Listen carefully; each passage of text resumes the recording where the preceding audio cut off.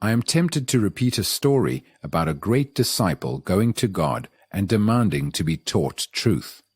This poor God says, "My friend, it is such a hot day, please get me a glass of water." So the disciple goes out and knocks on the door of the first house he comes to, and a beautiful young lady opens the door. The disciple falls in love with her, and they marry and have several children. Then one day it begins to rain, and keeps on raining, raining, raining. The torrents are swollen, the streets are full, the houses are being washed away. The disciple holds on to his wife and carries his children on his shoulders, and as he is being swept away, he calls out, "Lord, please save me." And the Lord says, "Where is that glass of water I asked for?" It is a rather good story because most of us think in terms of time. Man lives by time. Inventing the future has been his favorite game of escape. We think that changes in ourselves can come about in time, that order in ourselves can be built up little by little, added to day by day. But time doesn't bring order or peace, so we must stop thinking in terms of gradualness. This means that there is no tomorrow for us to be peaceful in. We have to be orderly on the instant. When there is real danger, time disappears, doesn't it? There is immediate action, but we do not see the danger of many of our problems, and therefore we invent time as a means of overcoming them. Time is a deceiver, as it doesn't do a thing to help us bring about a change in ourselves. Time is a movement which man has divided into past, present, and future, and as long as he divides it, he will always be in conflict. Is learning a matter of time? We have not learnt after all these thousands of years that there is a better way to live than by hating and killing each other. The problem of time is a very important one to understand if we are to resolve this life which we have helped to make as monstrous and meaningless as it is.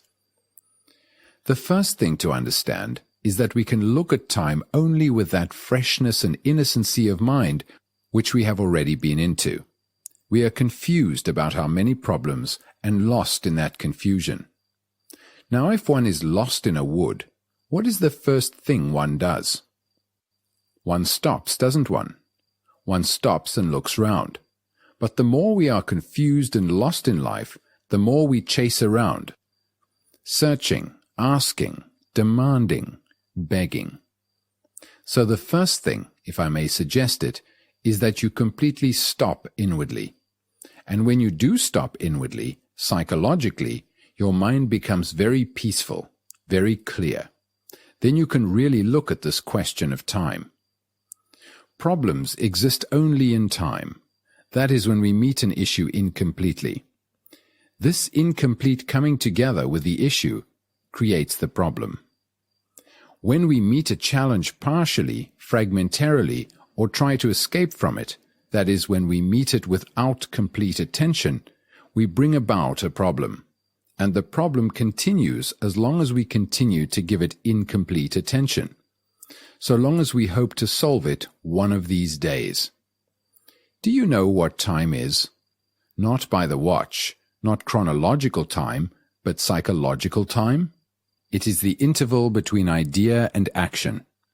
An idea is for self-protection, obviously. It is the idea of being secure. Action is always immediate. It is not of the past or of the future. To act must always be in the present. But action is so dangerous, so uncertain, that we conform to an idea which we hope will give us a certain safety. Do look at this in yourself. You have an idea of what is right or wrong, or an ideological concept about yourself and society, and according to that idea you are going to act. Therefore the action is in conformity with that idea, approximating to the idea, and hence there is always conflict. There is the idea, the interval, and action, and in that interval is the whole field of time.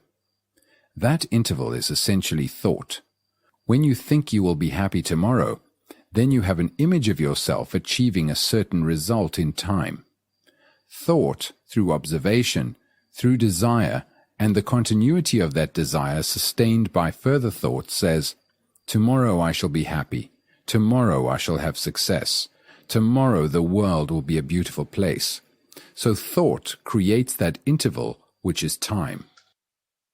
Now we are asking, can we put a stop to time? Can we live so completely that there is no tomorrow for thought to think about? Because time is sorrow. That is, yesterday or 1,000 yesterdays ago you loved, or you had a companion who has gone, and that memory remains, and you are thinking about that pleasure and that pain. You are looking back, wishing, hoping, regretting.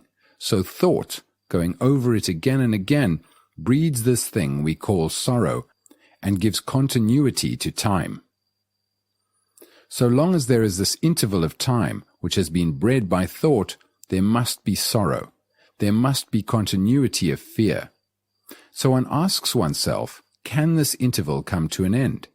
If you say, will it ever end, then it is already an idea, something you want to achieve, and therefore you have an interval and you are caught again. Now take the question of death, which is an immense problem to most people. You know death, there it is walking every day by your side. Is it possible to meet it so completely that you do not make a problem of it at all? In order to meet it in such a way, all belief, all hope, all fear about it must come to an end.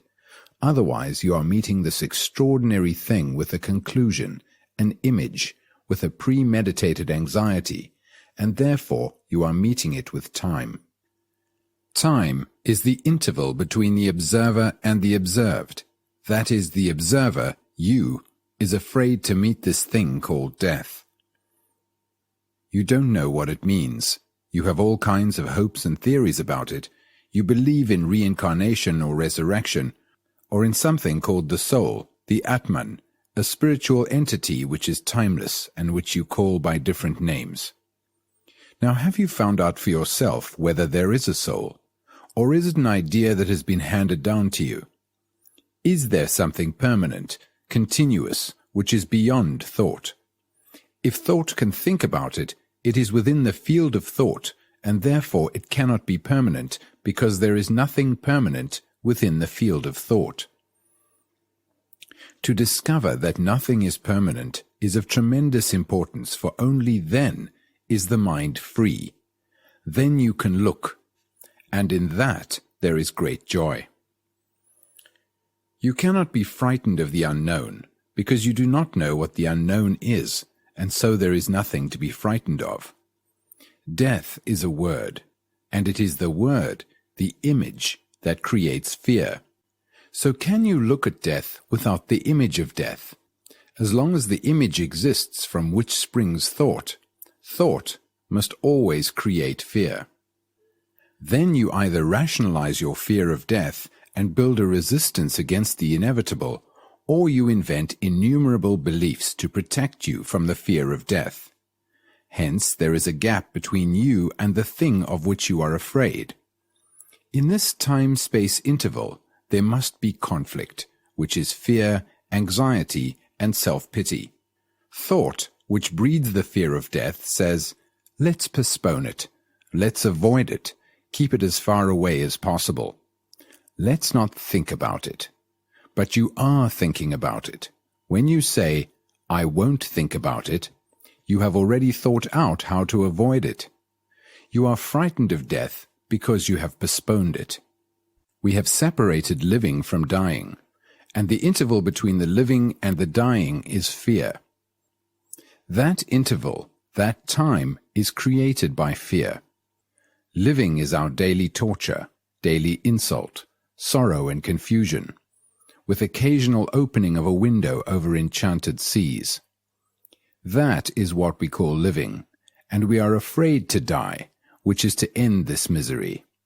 We would rather cling to the known than face the unknown, the known being our house, our furniture, our family, our character, our work, our knowledge, our fame, our loneliness, our gods, that little thing that moves around incessantly within itself with its own limited pattern of embittered existence.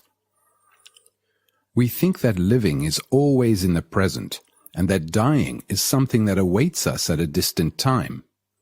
But we have never questioned whether this battle of everyday life is living at all. We want to know the truth about reincarnation. We want proof of the survival of the soul. We listen to the assertion of clairvoyance and to the conclusions of psychical research, but we never ask, never, how to live with delight, with enchantment, with beauty every day.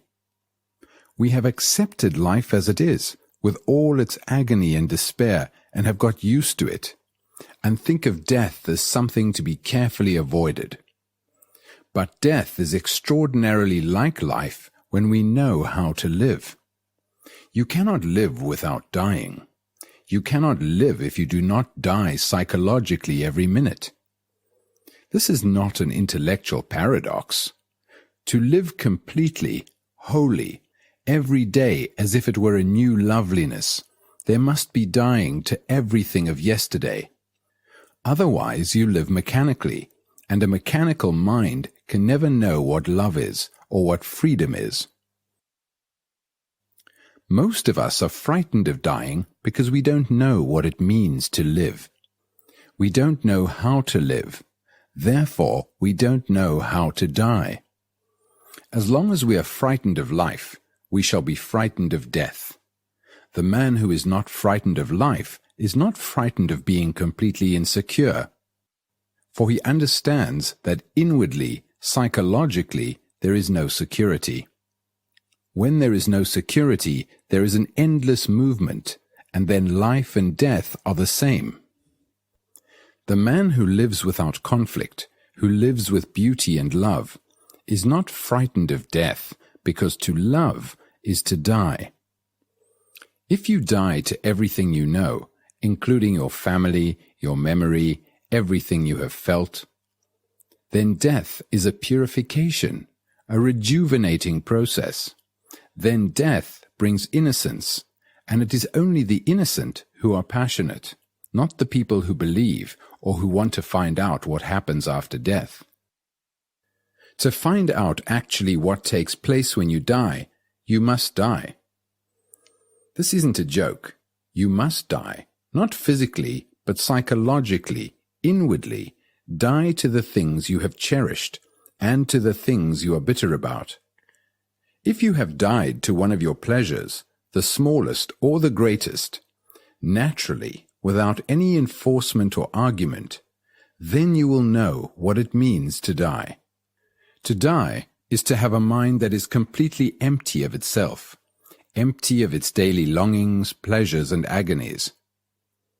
Death is a renewal, a mutation, in which thought does not function at all, because thought is old. When there is death, there is something totally new. Freedom from the known is death, and then you are living.